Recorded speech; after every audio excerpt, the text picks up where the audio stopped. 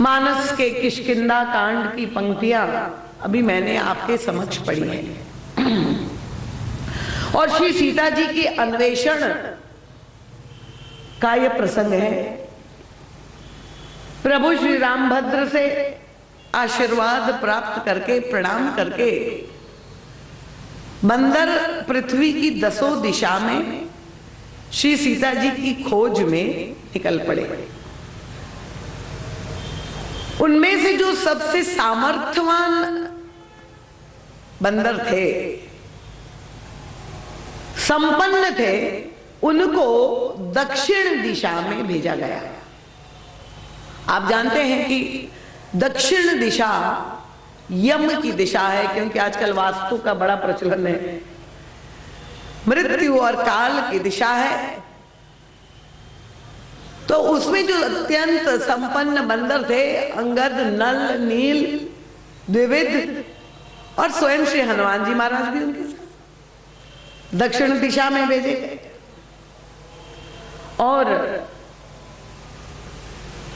सुग्रीव जी ने सारे बंदरों को के सामने एक शर्त रखी थी, 1 माह की अवधि प्रदान कर।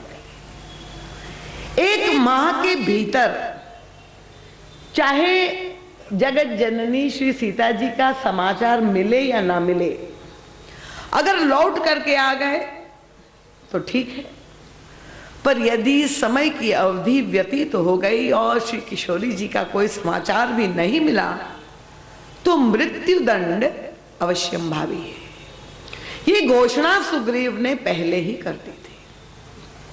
अब सारे बंदर बड़े उत्साह से भरकर प्रभु के चरणों में प्रणाम करके आशीर्वाद लेकर निकल पड़े। यात्रा प्रारंभ हुई श्री सीता जी की खोज की यात्रा। और मार्ग में चाहे जंगल हो, चाहे गुफाएं हो, चाहे कंदरा हो, चाहे नदी, नाले, आश्रम जो भी पड़े, कोई भी स्थान नहीं छोड़कर सर्वत्र पूरा पुरुषार्थ करते हुए बंदर सजग भाव से श्री सीता जी की खोज कर रहे हैं। और यात्रा प्रारंभ क्या हुई, साथ में कठिनाइयों का क्रम भी प्रारंभ हो गया। पर बंदर आगे बढ़ रहे हैं और जब 1 माह ऐसा लगा, किसी आश्रम में जाते, रास्ते में मार्ग में कोई भी मिलता, कोई संत ऋषि मुनि मिलता हो कि सबसे एक ही प्रश्न किसी ने सीता जी को प्राप्त किया, सीता जी को देखा, किशोरी जी का पता पूछ रहे। पर जब ऐसा लगा कि सफलता नहीं मिल रही है, तब नैराश्य घेरने लगा बंदरों को और भूख और प्यास भी सताने लगी। श्री हनुमान जी महाराज ने देखा कि बंदरों को अब शरीर सता रहा है, भूख प्यास से त्रसित है, मन अनुमान कीन हनुमाना, मरण चहत सब बिनु जलपाना। और तब श्री हनुमान जी महाराज मार्ग में एक पर्वत आता है, उस पर्वत पर छलांग मारते हैं, वहां गुफा है, गुफा के भीतर प्रवेश करते हैं, एक दिव्य तेजोमयी देवी का दर्शन होता है। और उस देवी का जब दर्शन हुआ और देवी ने भी वहां पर मार्गदर्शन बंदरों का किया, आश्वासन दिया कि आपको श्री सीता जी की प्राप्ति होगी। बंदरों ने जल और फल का आनंद लिया। पुनः उनके मार्गदर्शन में अब आशा निश्चित हो गई कि देवी, ऐसी दिव्य देवी ने जब कहा है श्री सीता जी को प्राप्ति होगी, तो फिर से उत्साह पूर्वक बैठ गए और आंख बंद करके जहां उस गुफा में बैठे, क्योंकि स्वयं प्रभा नामक देवी ने कहा था, मोदव नैन बिबर तज जाऊ, पैहऊ सीतई जनी पछताऊ। आंख बंद करके बैठ गए पर थोड़ी ही देर में अधीर थे, आंख खोली तो दिखाई दिया कि सामने ना सीता जी है, ना सरोवर है, ना जल है और ना फल है, बल्कि 100 योजन का समुद्र लहरा रहा है। और 100 योजन के समुद्र को देख करके इतने निराश हो गए कि अब तो आगे कहीं चलने की भी संभावना नहीं।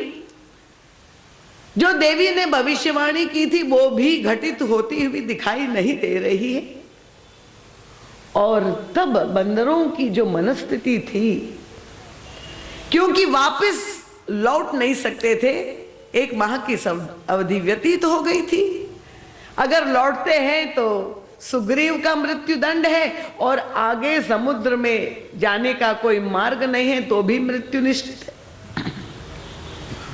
और ऐसे अवसाद में ग्रस्त ये बंदर, जब कोई दिशा नहीं दिखाई दे रही, कोई मार्ग सूझ नहीं रहा है, निर्णय कर लेते हैं सामूहिक रूप से कि हम अब अपना प्राण त्याग कर दे और कोई उपाय नहीं बचता है। और इसलिए प्राण त्याग कैसे करेंगे? उनका कि हम अनशन करेंगे। कुशासन बिछा दिया समुद्र तट पर और अनशन करने के लिए बैठ गए, प्राण के त्याग का संकल्प लेकर के। और जहां बंदर बैठ गए उतने में ही एक भयावह स्वर सुनाई दिया, और वो स्वर निकट की एक गुफा से आ रहा था। और वो स्वर गीध का स्वर था। और भयावह इसलिए लगा क्योंकि सुनाई क्या दिया? वो गीध आप जानते ही हैं कि संपाति उस गुफा में निवास कर रहे। और संपाति ने जब देखा कि इतने बंदर जब अपना शरीर त्याग करने वाले हैं तो बड़ा प्रसन्न हो गया। उनका बहुत दिनों से मुझे भोजन नहीं मिला था और मैं भूखा था, आज लगता है कि ब्रह्मा जी मेरे अनुकूल हो गए हैं और मेरे लिए इतने बंदर जब मर जाएंगे तो इतना भोजन की व्यवस्था ब्रह्मा जी ने स्वयं मेरे लिए कर दी। आनंदित हो गया संपाति, और तब मैं उनका भक्षण करूंगा। अब गीध का स्वर सुन करके बंदर कांपने लगे और थोड़ी ही देर में देखा कि संपाति चल करके बाहर आ गया।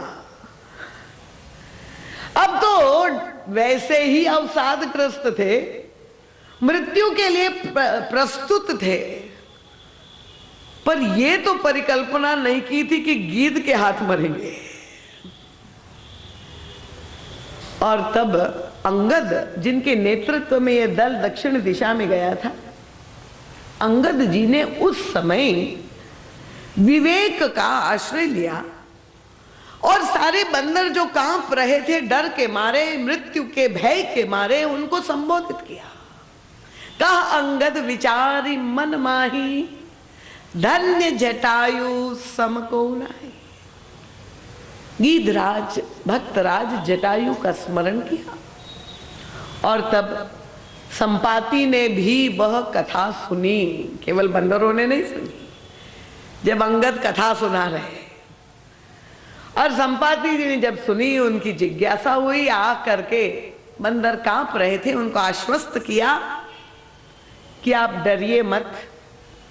सारा वृत्तांत सुना, फिर स्वयं अपनी आत्मकथा सुनाने के बाद उन बंदरों को संपाति भी उद्बोधित करते हैं, एक संदेश सुनाते हैं। और वो संदेश इतना मार्मिक है, अगर हम उसे समझ सके, अपने जीवन में हम उसे उतार सके, तो हम सब के लिए ये बहुत ही प्रेरणादायी सिद्ध हो सकता है।